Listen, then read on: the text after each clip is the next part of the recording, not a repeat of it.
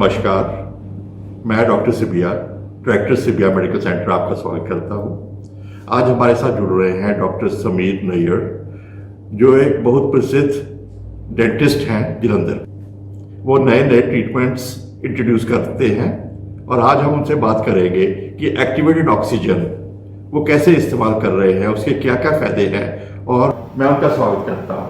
नमस्कार डॉक्टर साहब, आपका स्वागत है। Thank you sir, thank you.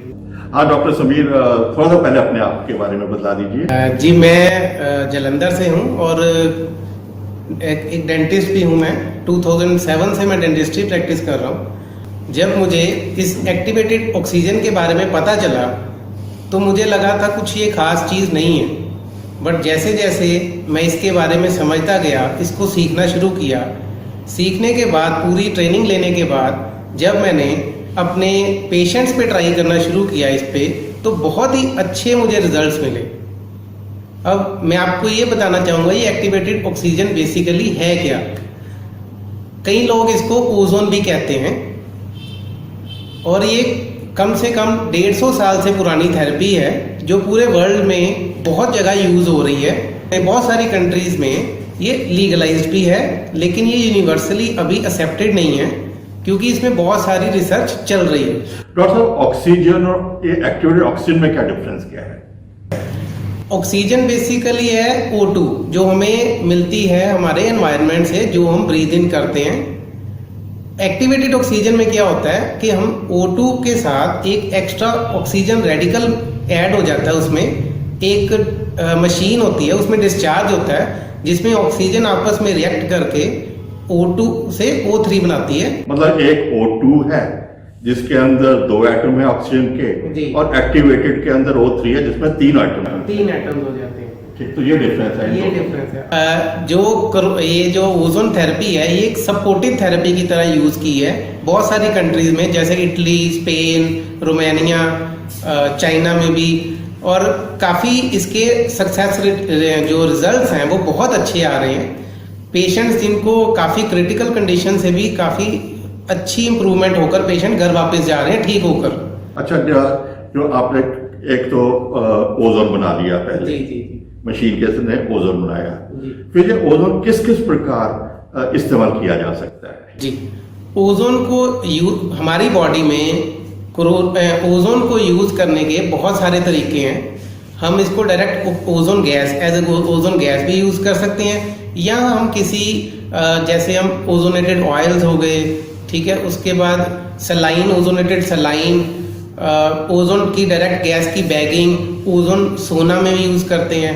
मतलब इसके हम कह सकते हैं ओवरऑल के सिर से लेकर पैर तक बहुत सारी प्रॉब्लम्स हैं जहाँ पे हम अलग अलग फॉर्म में ओजोन को यूज कर सकते हैं। मतलब ये हुआ कि जैसे मैं दर्शकों को थोड़ा सा डिटेल में जो मुझे समझ में आया है कि पहले ओजोन बनाया गया जी, और जो ओजोन है उसको जैसे ग्लूकोज चढ़ाते हैं वैसे सलाइन के अंदर मिक्स करके दिया जा सकता है, इंट्रावेनस, या थोड़ा ब्लड निकाल के उसके अंदर मिक्स करके दिया जा सकता है, या ब्लड निकाल के उसके अंदर मिक्स करके इंट्रामस्कुलर इंजेक्शन दिया जा सकता है।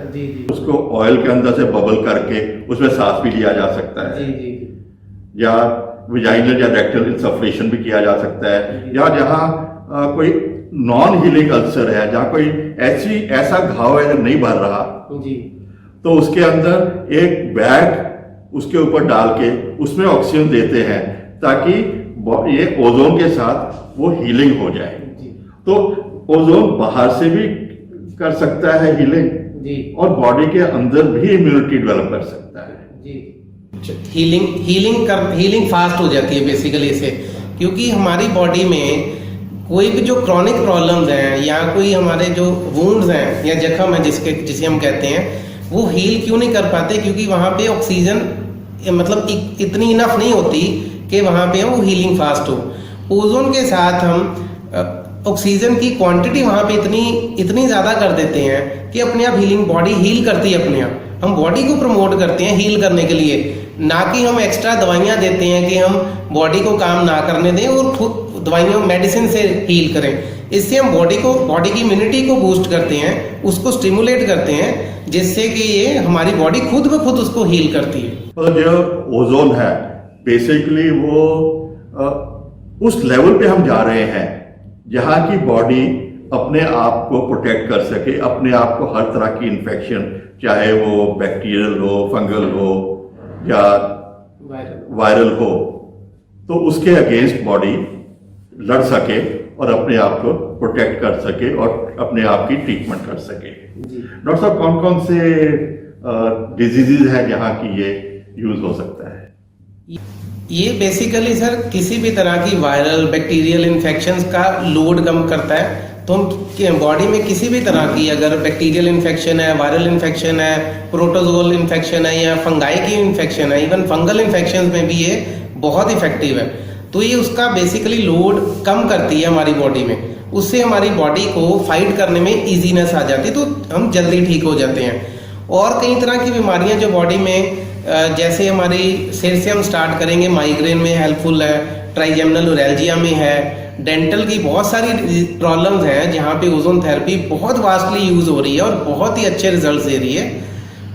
मैं खुद अपनी क्लिनिक में विदाउट एनी मेडिकेशन सिर्फ ओजोन थेरेपी से हीलिंग करता हूँ, ट्रीटमेंट्स करता हूँ, और उसमें कोई भी मैं मेडिसिन देता ही नहीं। सिर्फ पेशेंट को ज़्यादा से ज़्यादा बहुत बेसिक मेडिसिन देनी पड़ती है, हायर ड्रग्स देने की ज़रूरत ही नहीं पड़ती। और ये जैसे हमारी बॉडी की पेन्स हैं, जॉइंट पेन्स हैं, उसमें बहुत इफेक्टिव है। इसके हम इंजेक्शंस लगाते हैं ओजोन के, बहुत इफेक्टिव रिजल्ट्स आ रहे हैं उसके। अर्ली स्टेजेस में बहुत इवन 80% तक रिकवर कर जाता है पेशेंट।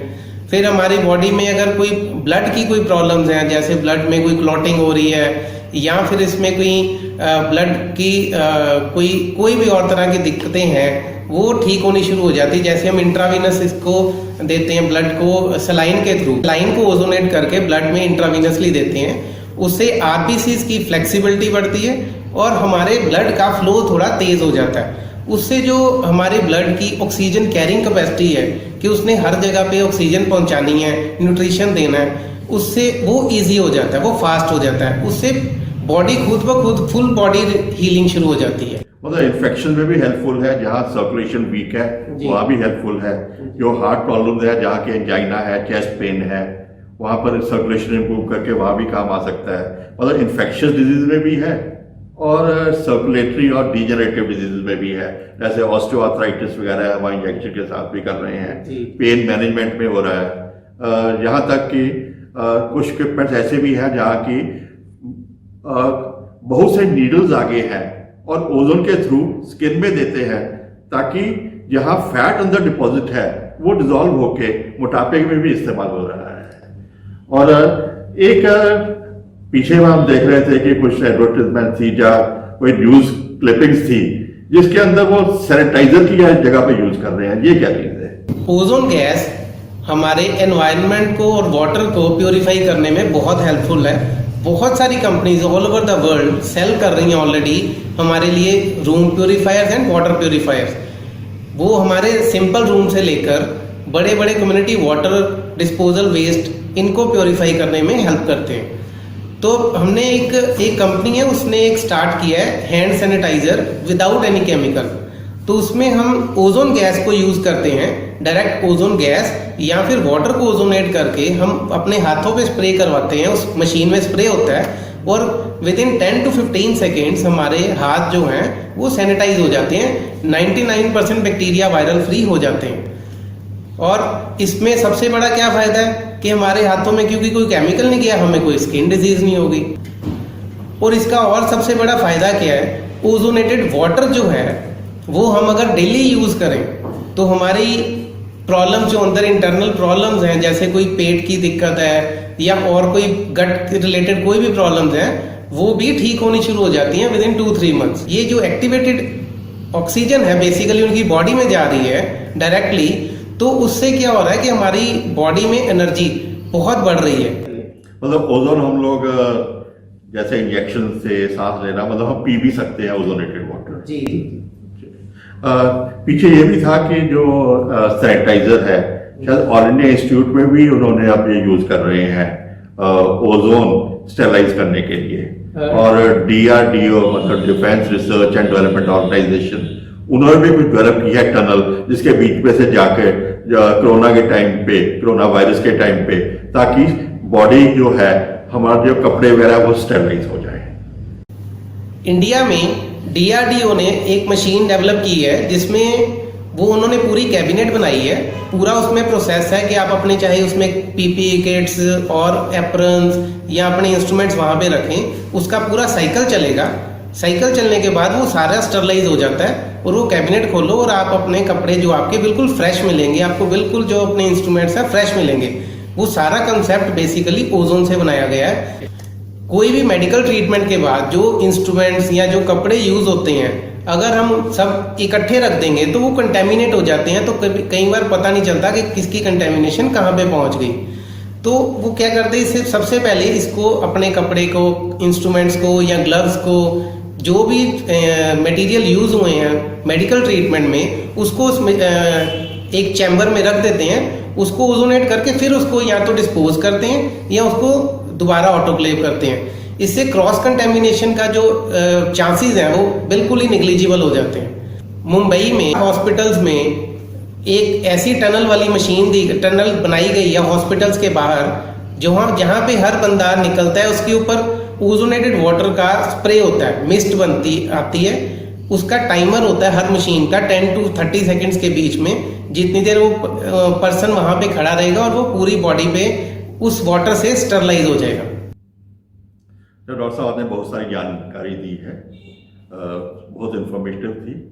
जाते जाते आप क्या संदेश देना चाहेंगे अपने दर्शकों को? फाइनली मैं सबको यही एक सुजेशन देना चाहता हूँ कि हमें मेडिसिन का इफेक्ट जो है, साइड इफेक्ट से बचते हुए अगर हम कोई ऑल्टरनेटिव थेरेपी से हमारी बॉडी नेचुरली हील होती है तो मेरे हिसाब से वो ज़्यादा बेटर है। हम मेडिसिन से ट्रीटमेंट तो कर लेते हैं, लेकिन अपनी बॉडी को बूस्ट करने के लिए हम एक ओजोन थेरेपी अगर यूज़ करें तो हमारी बॉडी खुद ब खुद इतनी तैयार होगी, इतनी रेडी हो जाएगी फाइट करने के लिए कि हमें फ्यूचर में भी अगर कोई प्रॉब्लम भी आती है उसके लिए भी हमारी बॉडी खुद फाइट कर लेगी। हमारे जन्म से लेकर जब से हम पैदा होते हैं, पैदा होने से इवन पहले ही, इवन हमारे मरने तक सारी लाइफ हमारी बॉडी स्ट्रगल करती रहती है, कुछ ना कुछ फाइट करती रहती है, क्योंकि 24 आवर्स हमारे आसपास बैक्टीरिया, वायरसेस हमेशा रहते हैं, तो उनसे फाइट करने के लिए हमारी बॉडी हमेशा प्रिपेयर्ड रहती है। डॉक्टर समीर ने हमें बहुत सारी जानकारी दी है ओजोन के बारे में, एक्टिवेटेड ऑक्सीजन के बारे में, और ये बहुत सी जगह पे इस्तेमाल हो सकता है। ये भी सोचा जाता है ये फ्यूचर मेडिसिन है। आने वाले एपिसोड्स में हम ओजोन के बारे में और बात करेंगे, ये किस किस बीमारी में कैसे कैसे इस्तेमाल हो सकता है और इसके क्या क्या और यूजेस हो सकते हैं। तब तक के लिए हम आपसे आज्ञा चाहते हैं।